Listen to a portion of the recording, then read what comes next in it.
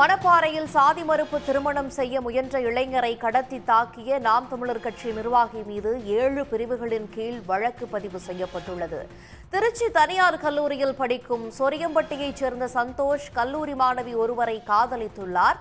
மாற்று சமூகத்தைச் சேர்ந்த கல்லூரி மாணவியை திருமணம் செய்ய முயன்ற மாணவர் சந்தோஷை காரில் கடத்தி வழக்கில் நாம் தமிழர் கட்சி நிர்வாகி மீது 7 பிரிவுகளில் வழக்கு பதிவு செய்யப்பட்டிருக்கிறது. பெண்ணின் உறவினரும் நாம் தமிழர் கட்சி நிர்வாகியுமான அருணகிரி அதே பகுதியைச் சேர்ந்த சிலருடன் சேர்ந்து சந்தோஷை கடத்தியதாக வழக்கு. தாக்குதலில் காயமடைந்த சந்தோஷ் திருச்சி அரசு மருத்துவமனையில் அனுமதிக்கப்பட்டுள்ளார். சந்தோஷ் அளித்த புகாரின் பேரில் வளநாடு போலீசார் வழக்கு பதிவு செய்து விசாரணை நடத்தி வருகின்றனர்.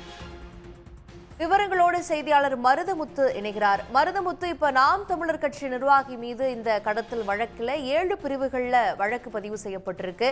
என்னென்ன வழக்குகள் இவர் மீது பதிவு செய்யப்பட்டிருக்கு, விவரங்கள் என்ன? திருச்சி மாவட்டம் மணப்பாறை உள்ள சொரியம்பட்டியை சேர்ந்தவர் சந்தோஷ். இவர் வயதான திருச்சியில் உள்ள தனியார் கல்லூரியில 3ஆம் ஆண்டு படிச்சுட்டு இருக்காங்க.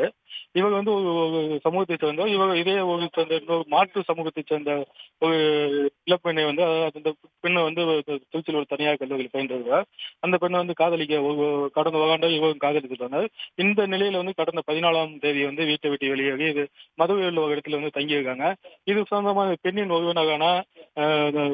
ஒருவனான நாம் தமிழர் கட்சியை சேர்ந்த மாநில கொள்கை செயலாளரான அருணகிரி என்பவருக்கு தெரிய வருது.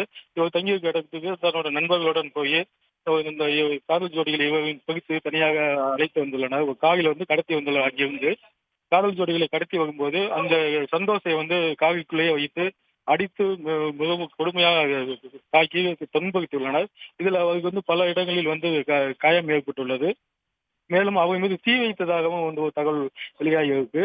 இந்த நிலையில சந்தோஷ் மணப்பாறை துவங்குச்சி அருகிலுள்ள ஒரு இடத்துல காரிலிருந்து இறக்கி விட்டு இந்த பெண்ணை மட்டும் அழைத்து சென்று வருகின்றனர்.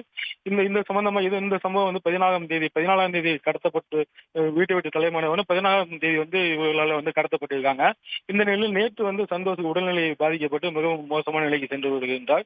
இதனையடுத்து துவங்குச்சி அரசு மருத்துவமனைக்கு சந்தோஷ் சிகிச்சைக்காக சென்று பார்க்கும்போது அங்கு போதிய வசதி இல்லாத காரணத்தில் மேல் சிகிச்சைக்காக திருச்சி அரசு மருத்துவமனைக்கு சந்தோஷை அங்கிருந்து மருத்துவர்கள் அனுப்பி வச்சிருக்காங்க. இந்த நிலையில் சந்தோஷ் திருச்சி அரசு மருத்துவமனையில் தற்போது சிகிச்சையில் இருக்காங்க.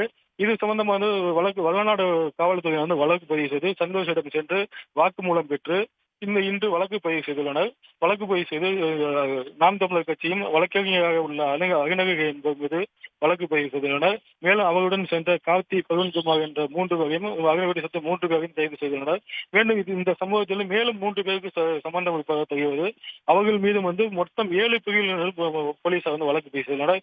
அதாவது 115/2, 191, 296 பி, 118/2, 137/2, 303/2, 363/3 என்ற 7 பிரிவுகளை வழக்கு பதிவு செய்து இந்த சப்போஸ் கைது செய்யப்பட்ட அருணகிரி, கார்த்தி, பிரவீன் குமார் ஆகிய 3 பேரையும் போலீசார் மணப்பாறை குற்றவியல் நீதிமன்றத்தில் தற்போது ஆஜர்படுத்தியுள்ளனர்.